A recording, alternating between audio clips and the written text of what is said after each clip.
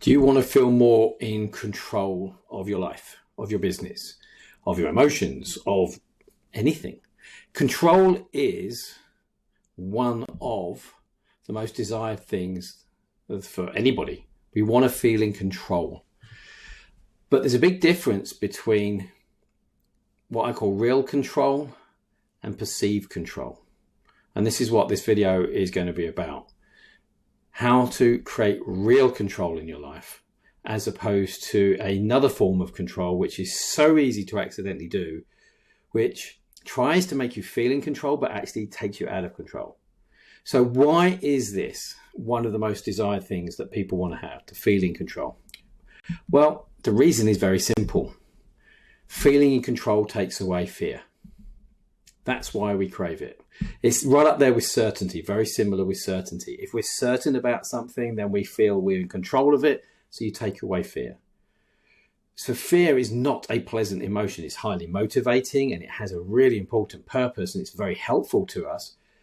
But when we overuse fear, or we have too much fear in the wrong place, when we doubt ourselves too much, excessively sabotaging ourselves because we're over-fearing things, we crave control. We crave this feeling of control.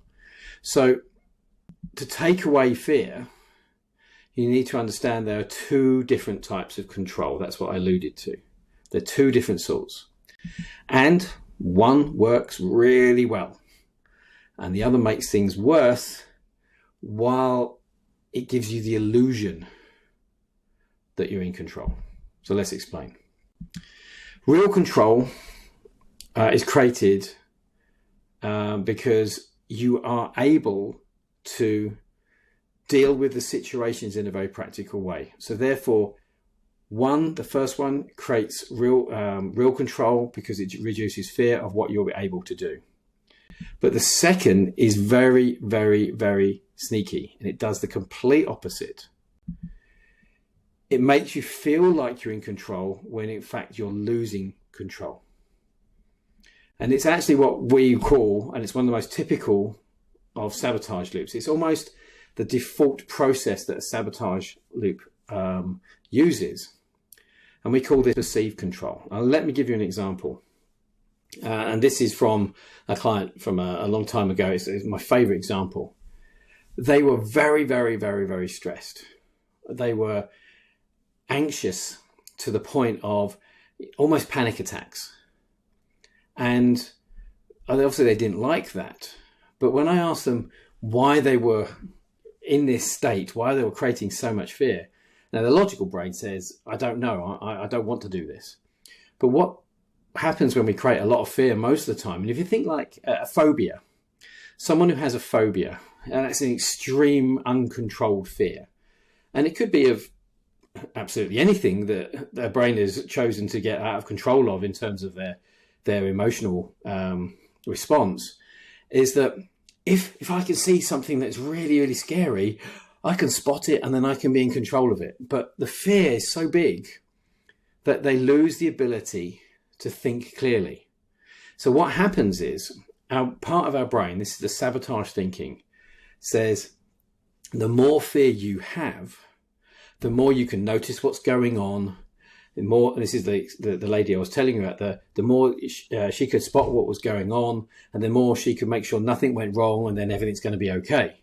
So the reason why we create fear is to say, hey, is there something going on? Is there a potential danger in some way, shape or form to me or to my business or my career, my kids or anything?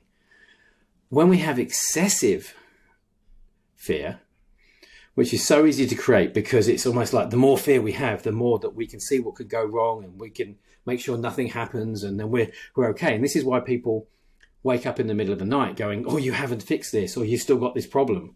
And this is why we can't sleep at night, or you can't focus on the thing you need to do because the back of your mind is saying, you haven't sorted that thing out. It's dangerous. You need to deal with it. So your brain will try and give you, in this sabotage loop, loads and loads and loads and loads of fear so you can pay attention to the thing that it thinks is important, so then you can fix it and then you're going to be okay again. So it tries to control your fear, but accidentally creates it. So it wants to solve the fear long term by solving the problem, but it needs lots of fear to get you to pay attention. So it goes in this loop. I need to, what's going wrong? So then I can fix it so everything's okay. But if you're not fearing what could go wrong, then you won't spot what could go wrong, and therefore you can't fix it, and it gets in this loop, which is what we call a sabotage loop. So what happens is you spend a lot of time in your head, and it's really tiring, and if you've got this and you know this, fear relief, fear relief, fear relief, fear relief, but you never actually solve anything because it's all about just your emotions going up and down. This is about emotional control, and that's what we call the perception of control, perceived control, because it's all about how you're feeling. And this is why people go home and have a glass of wine or too much food or chocolate, because they're going, oh, how can I feel better? But then they need the fear to then help them pay attention to what is scaring them in their life or the business.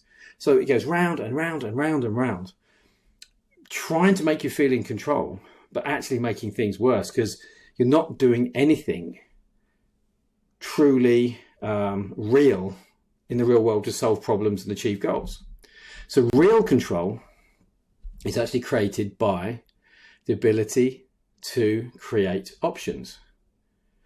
When you are looking at something that needs to be fixed or a goal to achieve, if your brain can be cool enough and calm enough, it's okay, I've got the problem, I see it, yeah, a little bit of fear, not excessive. You think, how can I create a way to solve this? Well, I could do this, I could do this. So you say 3 or 4 options, 5 options. And then you can think, which is the best one? I'm going to go for number 2. That didn't work. Let's go for number 3. That didn't work. Number 4. Oh, that's the one that worked. So what you've done is you've created the ability to solve the problem or achieve the goal in many different ways. And then your brain thinks, yeah, I'm under control of this. I've got many different ways of doing this. Just need to find the one that works.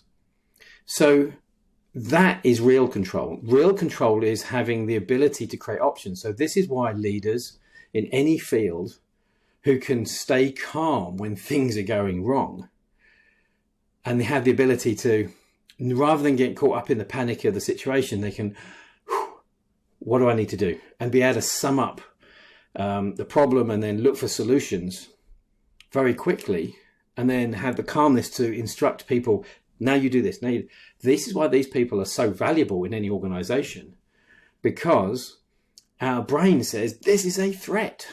And if you've got a part of your brain, which so many people do, 40% of people have a part of the brain that excessively creates too much fear at the wrong time, then what happens is you shut down your ability to create options.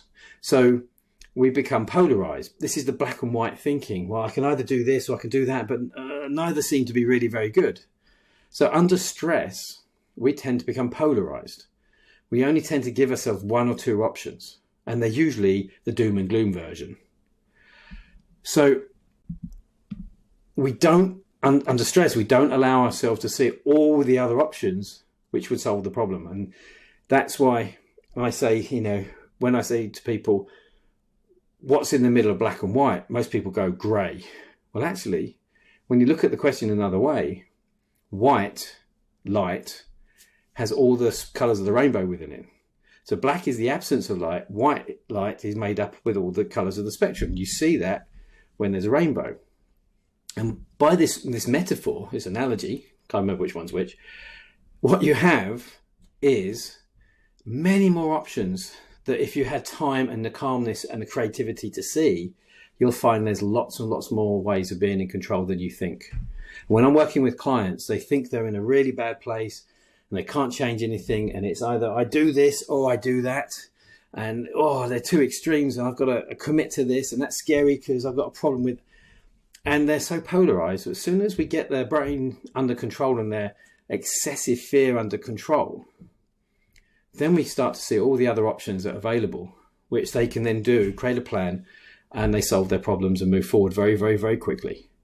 So perception of control is all about this, loop of fear, not fear, fear, not fear, which is like a roller coaster you can never get off. And the real control comes from being able to create options. All you got to do is turn this excessive fear off, and then you can then see all the options that are available to you. So if you think, I'm better than this, but I just won't let myself move forward, I don't feel in control, I feel scared to even move, because if the one solution I'm thinking about doesn't feel right, then let's get in touch. Because once you turn this off and you learn to turn it off, it takes about 4 weeks to turn off this excessive fear, then you'll suddenly see all the other really great options that you wouldn't let yourself see before. So if that's you, let's have a chat. Just ask me questions. Just ask me about it. And I promise you, you'll be surprised how quickly you can turn this excessive fear off so you can really get back in control. So I hope to speak to you soon. I hope this has been useful to you. And I promise you, gaining control is actually easier than you think. It's just when you're in all this fear mechanism, you just can't see how you do it. But that's what we can do for you. Take care. I hope to speak to you soon.